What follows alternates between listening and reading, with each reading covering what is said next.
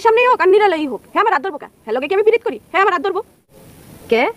আমার মমতার মা এবার রুস্তমকে মারবার জন্য লাঠি নিয়ে দাঁড়িয়ে থাকবে আগামী পর্বে। বিস্তারিত জানতে সম্পূর্ণ ভিডিওটি দেখতে থাকুন। আসসালামু আলাইকুম প্রিয় দর্শক, সবার কি অবস্থা? হাজির হয়ে গেলাম চ্যানেল ITV নিবেদিত আপন মানুষ নাটকের 27তম পর্বে কী সব ঘটতে চলছে তার অগ্রিম খবর নিয়ে। অলরাইট, এই পর্বটি আসলেই কেউ মিস করবেন না, কারণ এই পর্বে আপনারা দেখতে পারবেন রুস্তমকে দেখা যাবে সে মুরগি বিক্রি করে যখন মমতার মায়ের কাছে ব্যাক আসবে, তখন মমতার মাকে দেখা যাবে সে লাঠি নিয়ে দাঁড়িয়ে থাকবে।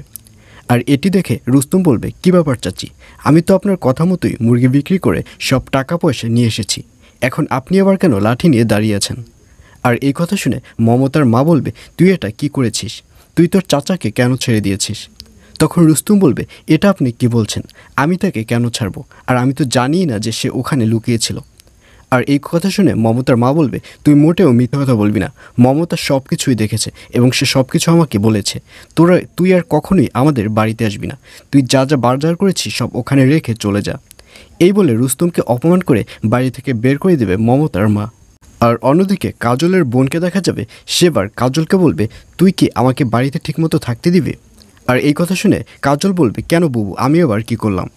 তখন কাজলের বোন বলবে, তুই যে নয়নতারার স্কুলের সামনে দাঁড়িয়ে থাকিস এবং নয়নতারাকে ডিস্টার্ব করিস, নয়নতারাকে যেখানে পাস সেখানে অপমানমূলক কথা বলিস, এগুলো কি তুই মোটেও ঠিক করছিস? আর এই কথা শুনে কাজল বলবে, তোমাকে এসব কে বলেছে? তখন কাজলের বোন বলবে, আমাকে নয়নতারা নিজ মুখে বলেছে, তুই যদি এসব করিস তাহলে আমি বাড়ি থেকে নেমে যাব, তুই একাই বাড়িতে থাকিস।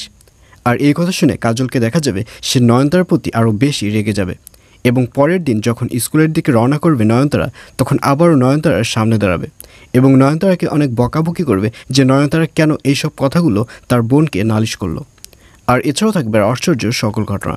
সুতরাং সবাইকে আপন মানুষ নাটকের 27তম পর্ব দেখার আমন্ত্রণ রইল।